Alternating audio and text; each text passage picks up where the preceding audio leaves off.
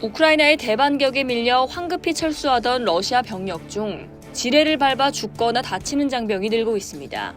그런데 그 지뢰는 바로 러시아군 자신들이 심어놓은 겁니다. 그야말로 자충수이자 자승자박 상황이라고 할 수 있습니다. 대반격을 시작한 우크라이나군이 지난주 동부 도네츠크 지역과 동남부 자포리자 지역에서 모두 7개 마을을 탈환했다고 발표한 가운데 도주하는 러시아군이 뜻밖의 난관에 부딪혔는데요. 11일 데일리 메일, 비즈니스 인사이더 등 외신에 따르면 러시아군 일부가 자체 지뢰밭을 통해 철수하면서 사상자가 증가했습니다. 최근 우크라이나군은 러시아에 점령됐던 7개 마을을 탈환했습니다.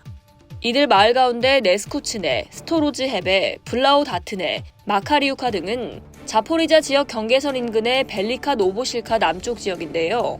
이들 마을은 러시아가 강력한 방어선을 치고 있는 지역에서 9km, 아조우에 연한 마리우폴 북쪽으로 130km 떨어진 곳입니다. 영국 국방부에 따르면 우크라이나군은 일부 지역에서 러시아의 1차 방어선을 돌파했습니다. 반면 러시아군은 무질서한 상태로 후퇴했고 일부 부대는 자신들이 심어둔 지뢰밭을 통해 후퇴하면서 사상자 보고가 증가했다고 밝혔습니다. 최근 러시아 내부 소식통에 따르면 러시아는 우크라이나 남동부의 철조망과 대전차 장애물, 지뢰밭으로 구성된 방어시설을 구축했습니다. 우크라이나의 반격을 막기 위해 설치한 이 지뢰밭이 오히려 러시아군의 퇴로를 막고 있는 셈입니다. 한편 우크라이나군은 러시아군 보급을 차단하기 위한 공격도 벌이고 있습니다. 자포리자 지역 러시아 임명 행정책임자 블라디미르 로고프는 지난 10일 자포리자 최대 도시 멜리토폴에서 심야에 폭발이 발생했다고 밝혔습니다. 로고프는 또 지난 11일 밤 멜리토폴 북쪽의 전략요충 토크막도 공격당했다고 전했습니다. 이와 관련 우크라이나군 총참모부는 미사일과 포격으로 2개 지휘소를 타격했다고 밝혔습니다.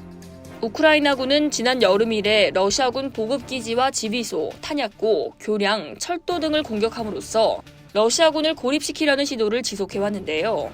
지난해 헤르손시 주둔 러시아군은 보급이 끊기자 철수할 수밖에 없는 상황에 처하기도 했습니다. 올 들어 우크라이나군은 대반격을 앞두고 연료 창고와 철도를 몇 차례 공격했습니다. 영국이 최근 지원한 스톰 섀도우 순항 미사일이 우크라이나군의 공격력을 크게 높였습니다. 존 커비 미 백악관 국가안전보장회의 대변인은 우크라이나군 대반격의 전과를 평가하길 자제하겠다면서도 우크라이나군의 성공을 보장하는 데 집중할 것이라고 말했습니다. 이상 월드디펜스였습니다.